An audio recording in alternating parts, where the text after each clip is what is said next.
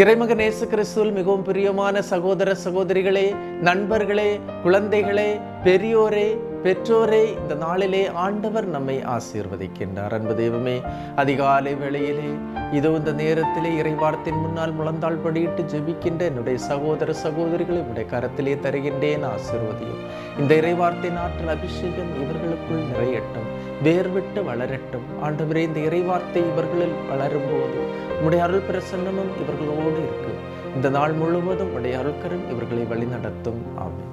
அன்புமிக்கவர்களே, இன்றைய நாளிலே நாம் தியானிப்பதற்காக எடுத்துக்கொண்ட இறைவார்த்தை யோவான் எழுதிய நற்செய்தி 21ஆம் அதிகாரம் 5-6 இறைவார்த்தைகள்.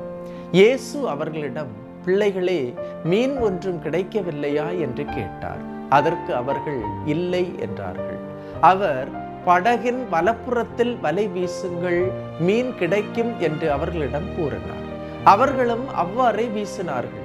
மீன்கள் மிகுதியாய் அகப்பட்டதால் அவர்களால் வலையை இழுக்க முடியவில்லை. சகோதரமே, இரவு முழுவதும் வலை வீசி வேலை செய்தும் மீன் எதுவும் அவர்களுக்கு கிடைக்கவில்லை.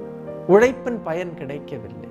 அவர்கள் திரும்பும் போது ஏமாற்றத்தோடு திரும்பினார்கள், மன கஷ்டத்தோடு திரும்பினார்கள், கவலையோடு கரைக்கு வந்தார்கள். உடனடியாக அவர்கள் கேட்டது கடவுளின் வார்த்தை.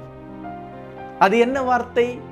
படகின் வலப்புறத்தில் வலை வீசுங்கள், மீன் கிடைக்கும் என்பதுதான் அந்த கடவுளின் வார்த்தை.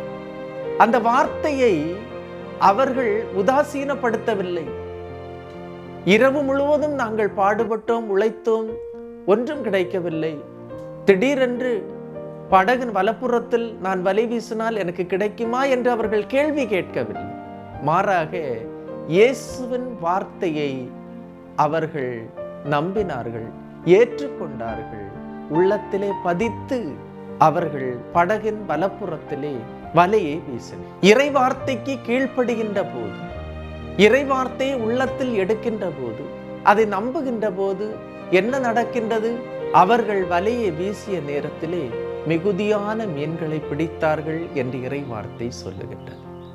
கடவுளின் வார்த்தை உயிருள்ளது, ஆற்றல் வாய்ந்தது. அப்படி நாம் வாசிக்கின்றோம்.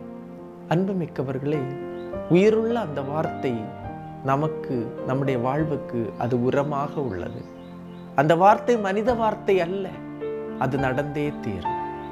இன்றைய நாளிலே வலது புறத்தில் படகின் வலப்பக்கத்தில் வலையை வீசுங்கள் என்று அந்த இறை வார்த்தையை கேட்டு அதை கீழ்ப்படிந்து அதற்கு செவிசாய்த்து அந்த இறைவார்த்தையின்படி செயல்பட்ட அவர்களுக்கு அதிகமான மேம்பாடு கிடைத்தது. இந்த இறைவார்த்தையை நாமும் கேட்போமா? நம்புவோமா? கண்டிப்பாக இந்த இறைவார்த்தைக்கு விலை உண்டு, இந்த இறைவார்த்தைக்கு சக்தி உண்டு. இந்த இறைவார்த்தை நம்மில் நிறைவேறும். அதிசயங்களும் அற்புதங்களும் நமக்கு கிடைக்கும். ஆண்டவரின் வார்த்தை பொய்க்காது. எல்லாம் வல்ல இறைவன், தந்தை, மகன், தூய ஆவியார் உங்களையும் உங்கள் குடும்பத்தையும் நிறைவாய் ஆசீர்வதிப்பாராக. ஆமேன். இயேசுவுக்கே புகழ், இயேசுவுக்கே நன்றி. மரியே வாழ்க.